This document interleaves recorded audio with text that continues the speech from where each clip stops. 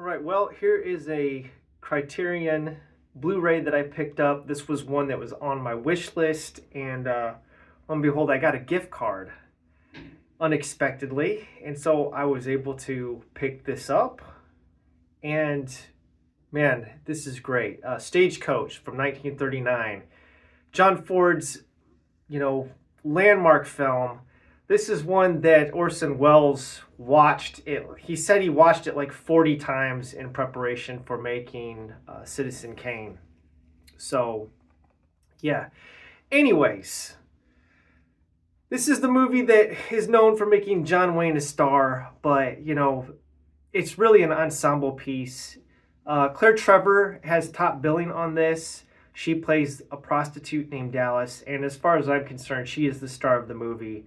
And every scene that she is in with John Wayne is just fantastic. The two of them together on screen, the romance between them, it's great. What else can I say? You also got John Carradine in here as a Southern, gambler. It's kind of a Southern gentleman / gambler, ex-Confederate soldier. You also have in this film the great Thomas Mitchell. Thomas Mitchell plays a drunk doctor named Boone. This has got it all.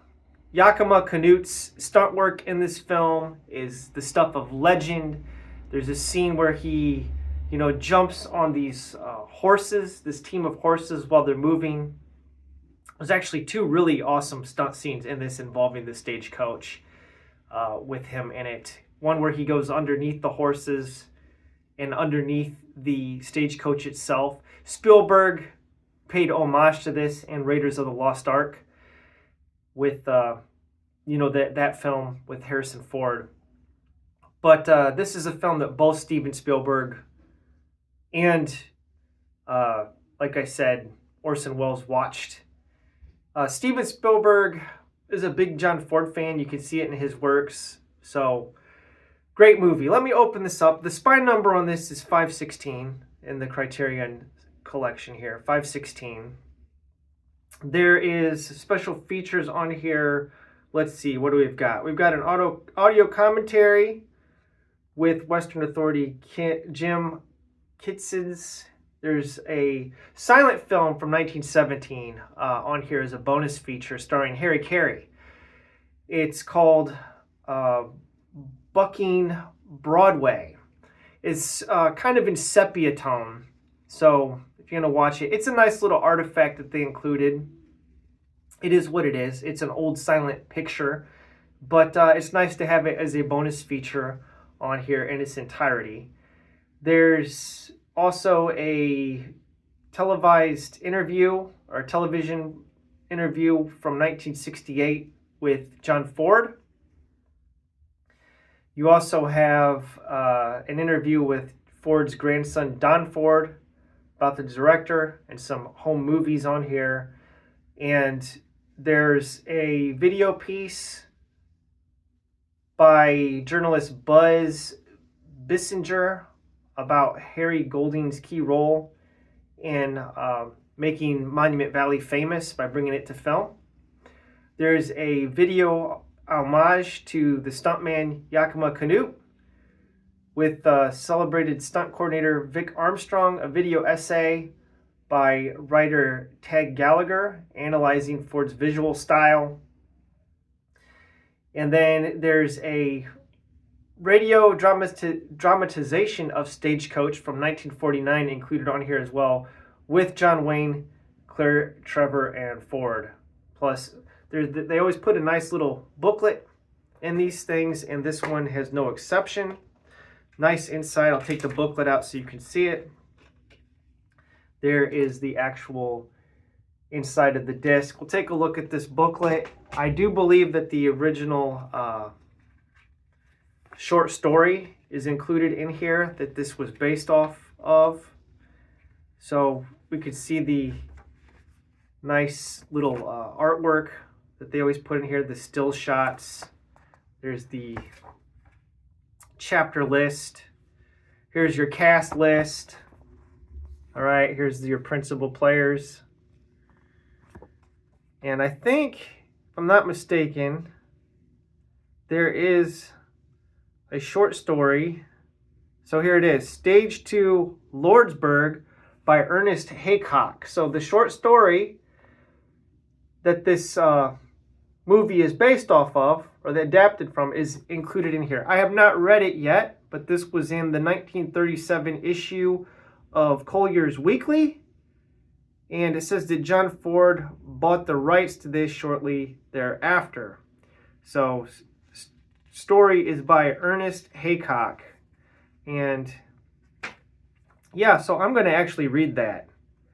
I will read it. I don't know if I'll do a review for it, but pretty awesome. There's a little bit of information in here about the transfer.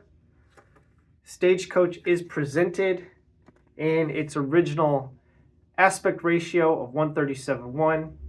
On widescreen television, black bars will appear on the left and right of the image to maintain the proper screen format. Let's see. The original negative for Stagecoach has been considered lost for decades. For this edition, we evaluated several of the best surviving prints, both restored and original, before we found a 1942 nitrate duplicate negative that showed exceptional detail, grayscale, and clarity. We chose it as the primary source for this new high-definition digital transfer created on Spirit 2K data scene because we believed it was the best surviving film material of Stagecoach. For safety, a new 35mm fine-grained positive was made from the negative as a preservation. Inevitably, certain defects remain. The picture suffered from thousands of instances of blended-in scratches and debris, especially around reel changes and in action sequences. In cases where the damage was not fixable, without leaving traces of our restoration work, we elected to leave the original damage. Through hundreds of hours of restoration work, we've manually removed the worst of the damage, along with dirt, splices, warps, jitter, and flicker, using MTI's DRS system and Pixel Farm's PFC Clean system with Digital Vision DVNR system was used for small dirt, grain, and noise reduction. Additional restoration was performed with the help of Reliance MediaWorks and its proprietary software. The monorail soundtrack was mastered from multiple track elements, including soundtrack negatives and prints. Clicks, thumps, hiss, and hum were manually removed using Pro Tools HD. Crackle was attenuated using Audio Cube's integrated audio workstation. So that's how this was done.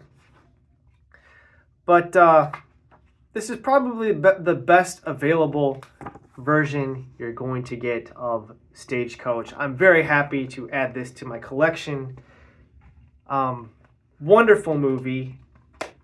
It is on AFI's top 10 westerns of all time, and this film is in the National Archives, deemed culturally insignificant for United States history, so it is preserved, and it's great.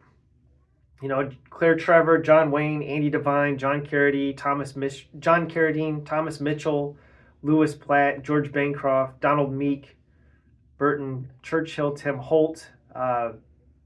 Fantastic film.